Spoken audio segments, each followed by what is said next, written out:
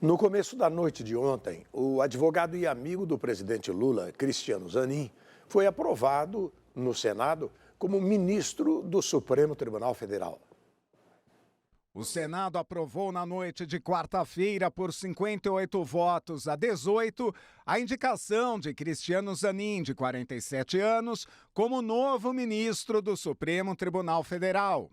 Primeiro indicado por Lula no atual mandato para a corte, Zanin é amigo do presidente, para quem advogou nas ações da Operação Lava Jato e precisava do voto de ao menos 41 senadores, de um total de 81 integrantes da casa, para ser chancelado. Votaram sim 58 senadores, não 18 senadores, nenhuma abstenção. Aprovada a indicação do senhor Cristiano Zanin Martins para exercer o cargo de ministro do Supremo Tribunal Federal. Será feita a devida comunicação à Presidência da República. Ele ocupará a vaga de Ricardo Lewandowski, que se aposentou em abril e poderá ficar no STF até novembro de 2050. Quando completa 75 anos, idade limite para ministros da corte. Ainda não foi marcada a data para a posse, mas a expectativa de aliados é que ele assume em agosto. A presidente do STF, Rosa Weber, conversou por telefone com Zanin para dar início às tratativas para a posse. Em Paris, na França, o presidente Luiz Inácio Lula da Silva se encontrou com o mandatário sul-africano Cyril Ramaphosa. De acordo com o Itamaraty, o Banco do BRICS foi o tema principal da conversa. Acompanhe. O presidente Luiz Inácio Lula da Silva se encontrou em Paris com o presidente da África do Sul, Cyril Ramaphosa. Lula chegou à capital francesa mais cedo, após passagem por Roma, na Itália. A capital francesa é sede, nestes próximos dias, da cúpula para um novo pacto financeiro global, que reúne chefes de Estado de todo o mundo. De acordo com o governo brasileiro, o encontro com Ramaphosa discutiu os BRICS, grupo de países que, além de Brasil e África do Sul, tem China, Índia e Rússia. Segundo informações, eles conversaram também sobre a viagem do mandatário sul-africano para Kiev e São Petersburgo, onde se reuniu com os presidentes Vladimir Putin, da Rússia, e Volodymyr Zelensky, da Ucrânia. Além do encontro com o mandatário da África do Sul, Lula também se reunirá com o presidente francês Emmanuel Macron e terá um almoço com a ex-presidente e chefe do novo Banco de Desenvolvimento, Dilma Rousseff.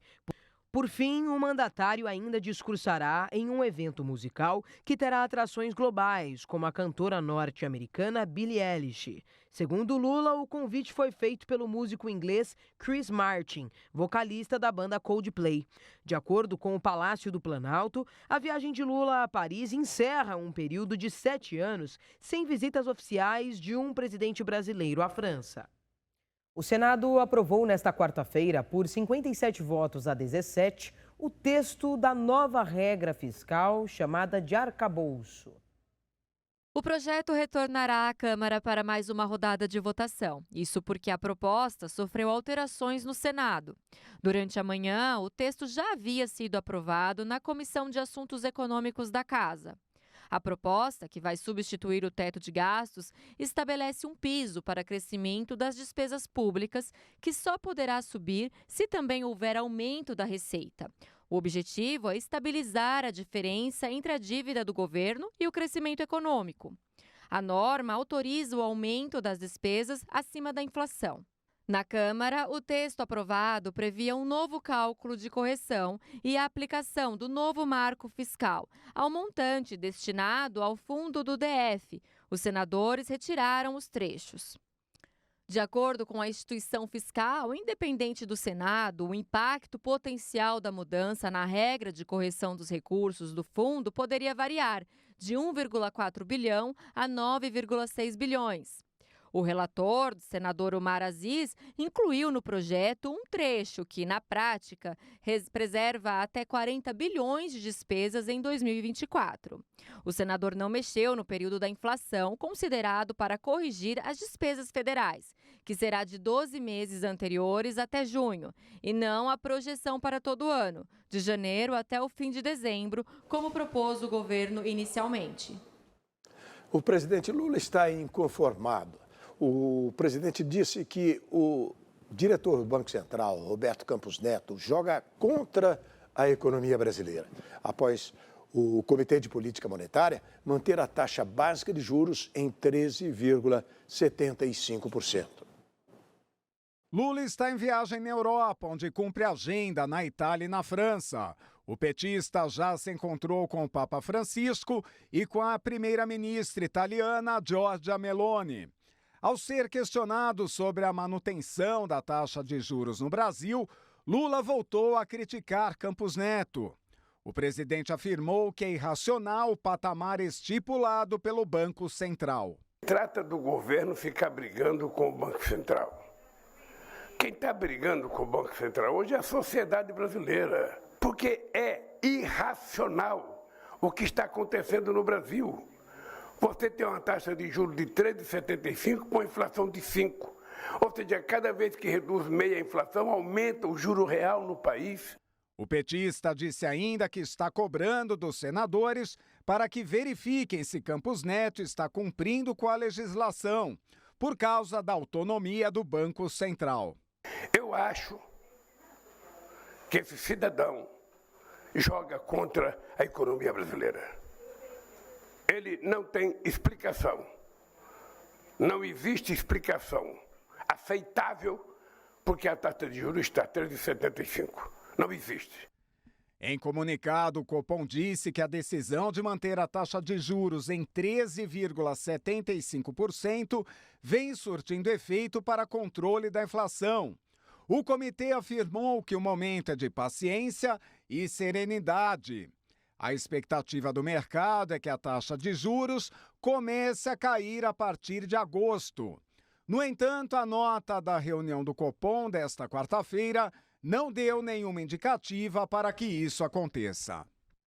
Ainda sobre a taxa de juros e a polêmica envolvendo o Banco Central, para o comentarista de economia Marcelo Guedes, as projeções futuras não são nada otimistas.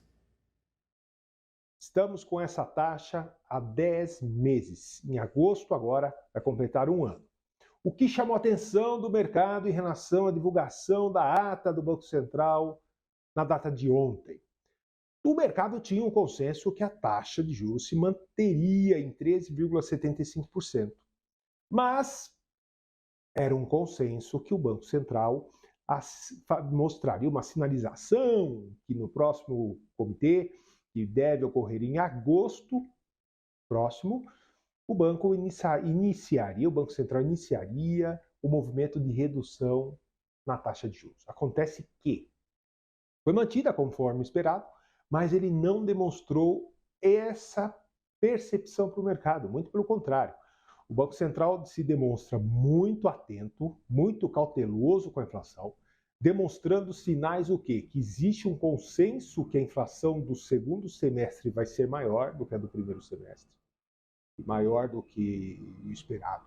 Isso faz ele trazer um movimento de cautela.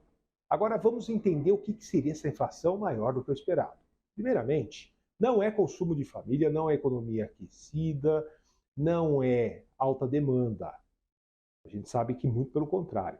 O que deve estimular a inflação nesse segundo semestre é o que? A desoneração de alguns produtos, alguns impostos que tínhamos, como a volta da cobrança do PIS e COFINS na gasolina. Agora, em 1º de julho, vai aumentar de novo porque os combustíveis, porque o ICMS vai ser recalculado e etc. Então, isso acaba trazendo uma pressão inflacionária e o Banco Central se mostra absolutamente resistente ao movimento de queda de juros sem que a inflação esteja ancorada. O que é uma inflação ancorada? Dentro da meta. Esse ano estima-se uma inflação de 5%, até 5% de fechamento, e o ano que vem estima-se uma meta de inflação entre 3,5% a 4%. Ambas estão fora da meta da inflação, que é de 3,5%. Então fica aqui de olho e atenção no bolso. E daqui a pouco, o vereador joga esgoto no chão de Câmara Municipal em protesto contra a falta de saneamento. Governo de São Paulo estuda oferecer terapias alternativas para tratar viciados em crack. O Brasil News volta daqui a pouquinho com essas e outras informações. Até já.